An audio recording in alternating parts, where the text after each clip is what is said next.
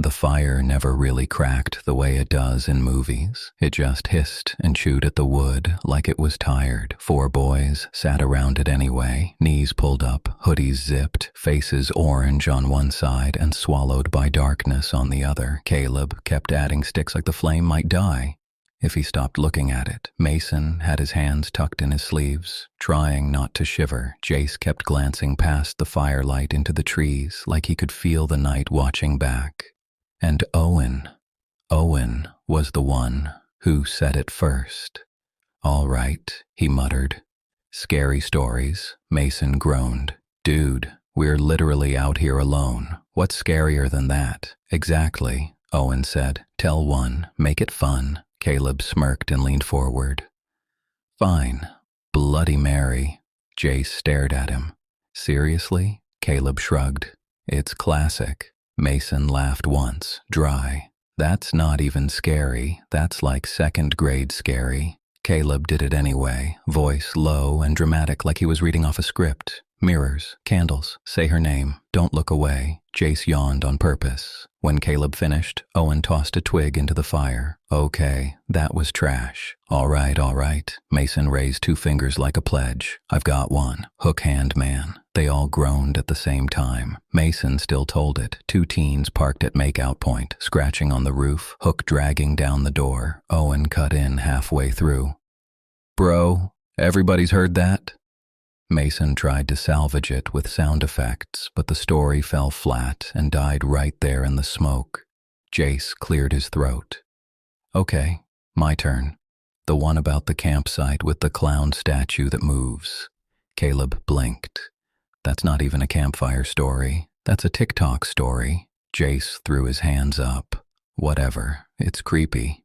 He told it anyway. Clown statue near the tent. Parents think it's a decoration. Kids wake up and it's closer. Mason stared at the fire. "That's still dumb." Silence sat down with them after that. The fun kind of scared never showed up, just the real kind, the kind the woods already had. The creek murmured somewhere beyond the trees. A steady sound that should have been calming, but out here, it felt like whispering you couldn't understand. Owen leaned back on his hands. "We came all the way out here for that?" Caleb shrugged. "Those are the classics." "Yeah," Mason muttered. "And they're not scary anymore." Jace hesitated. His eyes flicked to the darkness beyond the ring of light. "There's another one." The way he said it, quiet and careful, made all 3 of them look at him. Caleb raised an eyebrow. "What?" Jace swallowed.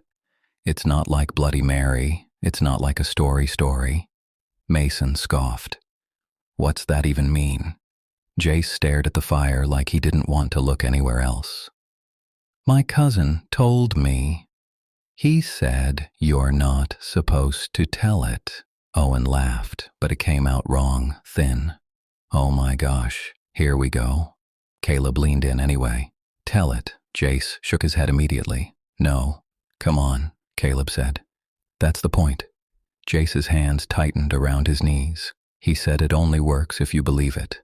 Like it's not real unless you make it real. Mason rolled his eyes. "That's dumb superstition." Jace snapped his gaze up. "He said the people who laughed are the ones who went missing."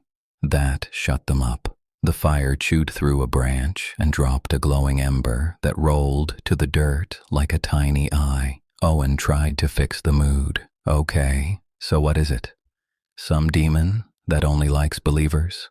Jace didn't smile. "It's called the Whistler." Caleb's expression changed a little. "Like a guy who whistles?" Jace shook his head. "Not a guy." Mason's voice went smaller. "I think I've heard something like that." Jace nodded, eyes locked on the flame. "Kids went camping, like us. They were messing around, telling stories, daring each other, being loud." He paused, and then they heard a whistle in the woods. 2 notes, real soft. Owen opened his mouth to joke again, but nothing came out. Jace continued. "They thought it was one of them messing with the others. They yelled, they laughed, They called each other names, but the whistle came back. Same 2 notes. Closer, Caleb whispered. So what? Like somebody was out there. Jace's eyes flicked up. The firelight caught the fear on his face like a reflection. They never saw anybody. Mason's throat bobbed. Then what happened? Jace took a breath.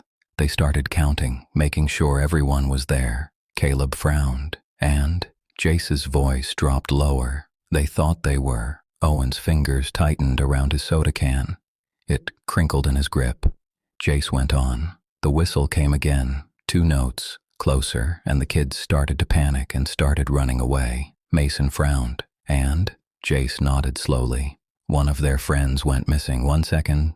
They were there 1 second, they were gone. Nobody ever saw anything or could find anything. They only ever heard a whistle. Caleb laughed once. Sharp. That's stupid. Jace's voice caught, and he looked past the fire for the first time into the dark. Don't tell the story. Silence. The woods held its breath. Even the creek sounded farther away. Then, from somewhere beyond the trees, a whistle came. 2 notes. Soft. Perfect. All 4 boys froze so hard it felt like the night itself had grabbed them by the spine. Owen's head snapped toward the sound. Who did that? Caleb immediately pointed at Mason. That was you. Mason's face went pale. No, it wasn't. Jace shot to his feet, heart in his throat. I didn't do it. Owen looked offended, like being accused was worse than being scared. Why would I? I'm not whistling. Caleb stood too, scanning the tree line like he could burn holes in it with his eyes. Okay. Somebody's messing around. Mason's voice shook.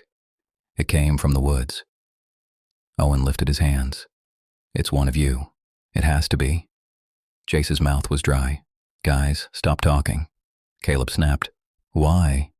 Jace swallowed. Because in the story they start arguing. They start saying names. Mason scoffed, but his voice cracked. It's not real. Jace looked at him terrified. Then why are we whispering? Another whistle answered that. 2 notes. Closer. Not close. Close. But close enough that it didn't feel like it belonged to the forest anymore. It felt like it belonged to them. Owen backed up so fast his heel hit a log and he stumbled. Stop! Quit it! Caleb spun in a circle searching for the prankster. Mason, swear on your mom you didn't do that. I swear! Mason barked, voice higher than he meant. Jace shook his head fast. Don't swear! Don't say stuff like that! Caleb snapped. Why are you acting like it's real? Jace stared at the black between the trunks. Because I believed it for 2 seconds. The fire made a low, collapsing sound as part of a log shifted. Shadows jumped, and then, right behind them, a whistle came. So close, it felt like it brushed their ears. 2 notes, right inside the clearing. Mason screamed, not a movie scream, a real one. They all exploded into motion at the same time. Packs kicked aside, dirt flying. Branches slapped away. Run! Caleb shouted, and they ran, not carefully, not smart, just away. Away from the fire, away from the place where the woods had leaned in too far. They crashed through brush and stumbled down the trail they'd come in on, their flashlights bouncing uselessly, turning trees into flickering pillars. The dark was thick. It grabbed at them. Every branch felt like a hand. Behind them, the whistle came again. 2 notes. Then again, as if it was keeping time, as if it was making sure they didn't slow down. Owen was in front, breathing like his lungs were tearing.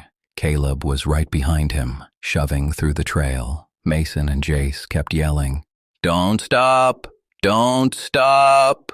Every few seconds, one of them would glance back, just long enough to feel the cold stab of panic, and every time they saw 4 shadows moving in the dark. 4, still together. The parking spot showed up like a miracle, the pale shape of the car under the moonlight, a small rectangle of real world in the middle of the nightmare. Owen practically dove at it, fingers fumbling on the handle. "Keys!" Caleb gasped.